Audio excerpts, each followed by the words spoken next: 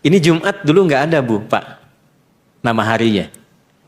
Baru ada itu nanti dalam era perpindahan Nabi yang disebut dengan hijrah dari Mekah ke bukan Madinah.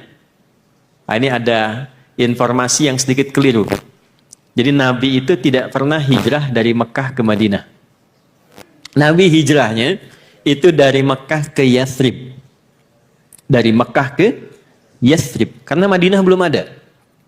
Maka Nabi hijrah dari Mekah ke Yathrib. Baik, dalam periode hijrah ini, di pertengahannya turunlah surah yang ke-62. Asal aktivitas orang-orang Arab saat Nabi bertugas di Mekah khususnya, itu tidak ada isu integritas, Pak, Bu. Tidak ada isu integritas dalam fase Nabi berdakwah di Mekah. Karena memang semuanya kriminal. Ya, jadi terakumulasi semua. Ya, jadi sudah melampaui batas-batas tingkat profesionalitas dalam dunia kriminal, sehingga semua tindakan kejahatan itu hatam semua bentuknya. Ya, misal yang mabuk saja itu pemabuk yang paling pemula prematur 5 kali mabuknya dalam sehari. Di pemabuk amatiran zaman jahiliyah itu 5 kali dalam sehari. Zina itu semua jenis macam zina hatam. Jadi semua jenis macam tindakan kriminalitas itu terjadi di dalamnya. Itu fase Mekah. Karena itulah kemudian kalau pelakunya disebut jahil, kemudian keadaannya disebut dengan jahlun. Kalau disatukan jadi jahiliyah. Jadi baik karakter dan orangnya itu memang sangat tidak ideal. Kegiatan mereka itu umumnya ada 4 kegiatan. 1, berdagang, dikenal dengan tujar, jamak dari tajir. Ya, jadi tajir itu aslinya pedagang, Pak, Bu. Ya, dan rata-rata kalau dagang kaya. Karena itu ketika disebut dia tajir, sebetulnya konteksnya dia pedagang. Oke? Kemudian yang kedua itu ada syair, seniman. Yang ketiga ada kahin dukun, yang keempat sahir, ya, tukang sihir. Ini mereka beraktivitas dalam 5 hari sepekan untuk nanti berkumpul di puncaknya. Hari pertama disebut dengan Ahad, hari kedua disebut dengan Isnin, diserap ke dalam bahasa Indonesia menjadi Senin. Hari ketiga dinamakan dengan Thulatha, diserap ke dalam bahasa Indonesia jadi Selasa. Hari keempat Al-Arbi'ah, diserap ke dalam bahasa Indonesia jadi Rabu. Hari kelima Khamis, diserap ke dalam bahasa Indonesia jadi hari Kamis. Nah, jadi dari Ahad sampai Kamis itu mereka beraktivitas menyebar untuk mencari bekal. Jadi yang dagang berdagang cari keuntungan. Yang seniman nanti turun naik bukit ke lembah cari inspirasi, cari lirik. Ya, itu diabadikan nanti di Quran surah ke-26, khususnya di ayat 24 sampai 227. Ya, dengan nama suratnya surat para seniman, Asy-Syu'ara. Kemudian yang dukun juga itu ngotak-ngatik jimat dalam 5 hari. Ya, yang tukang sihir itu juga mengotak-ngatik mantra dalam 5 hari. Nanti pertemuan puncaknya bertemulah mereka di pusat-pusat hiburan disebut dengan aswaq. Jadi ada suq Uqadh, suq Dumatu Jandal, dan yang paling prestisius tempatnya di Jabal Qubais, yang sekarang bukit di depan Ka'bah yang di atasnya dibangun istana. Itu namanya Jabal Qubais, dan itu adalah bukit super yang setiap naik ke atasnya dia menunjukkan punya kuasa.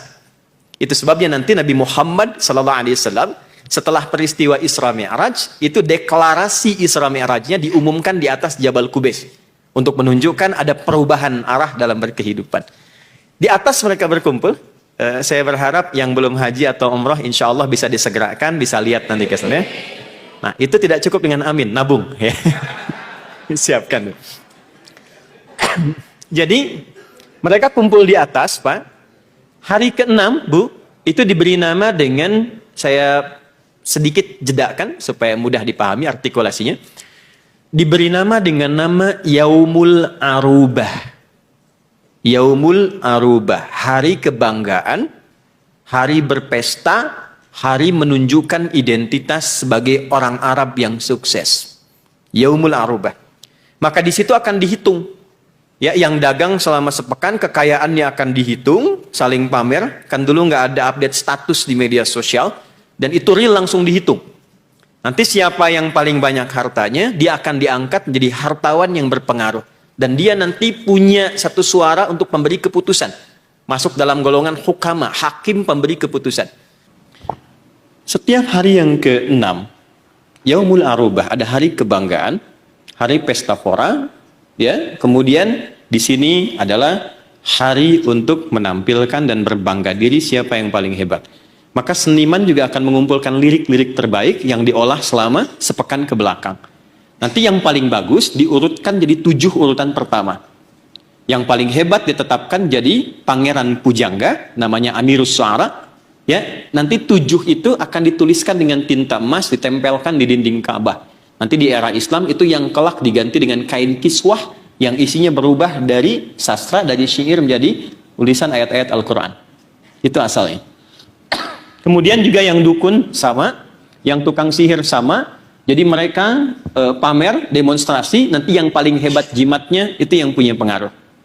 Itu berlangsung terus dalam perputaran konteks kehidupan masyarakat jahiliyah sampai tibalah ketika mulai ada orang-orang yang beriman, Nabi dakwah selama 10 tahun di Mekah langsung, dan 3 tahun 6 bulannya itu private.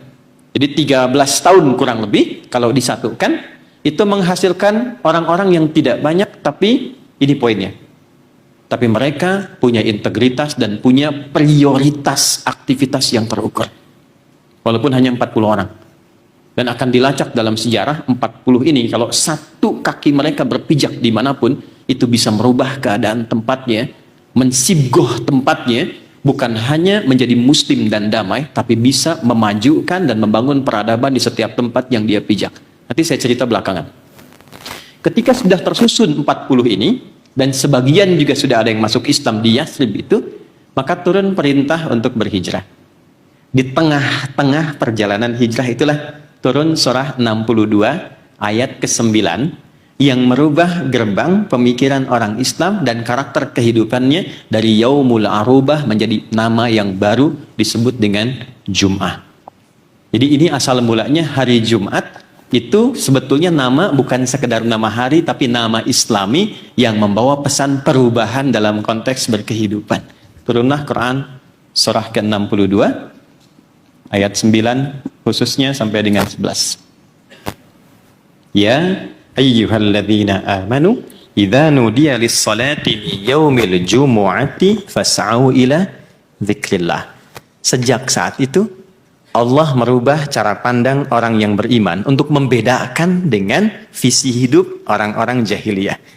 Maka dibuka dengan kata ya, disebutkan 361 kali dalam Al-Quran. Ini di gramatikal bahasa Arab, huruf berfungsi memanggil dengan semua jarak yang berbeda. Jarak dekat, menengah, dan jauh pakai ya.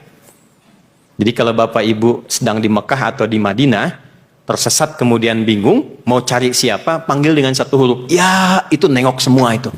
Ya. Cara cepatnya.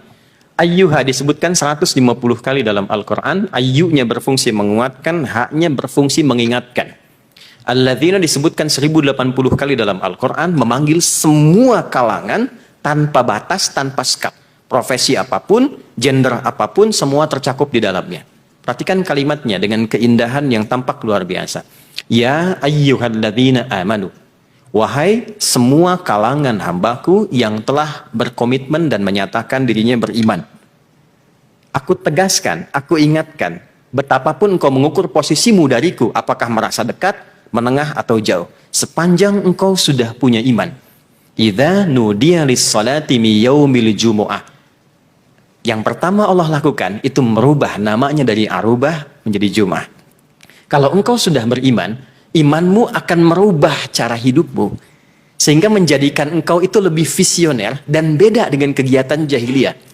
Kalau orang jahiliyah itu hidupnya dalam sepekan dia cuma berangkat gelap, ya, pulang gelap, beraktivitas, cari sesuatu, sudah dapat, dia ambil liburan hanya untuk pamer, untuk foya-foya, untuk bangga-bangga. Itu jahiliyah. Kalian yang sudah beriman, itu mesti berbeda kata Allah. Maka yang dilakukan bukan Arubah, tapi Jum'ah. Jum'ah itu dari kata al-jam'u, artinya kumpul. 2, saling mengenal di antara yang kumpul. 3, saling mengisi dan membantu di antara yang kumpul itu. Jadi spirit Jumat itu bukan sekedar datang, duduk, dengarkan khutbah, kadang-kadang mengantuk, lantas sebagian tertidur.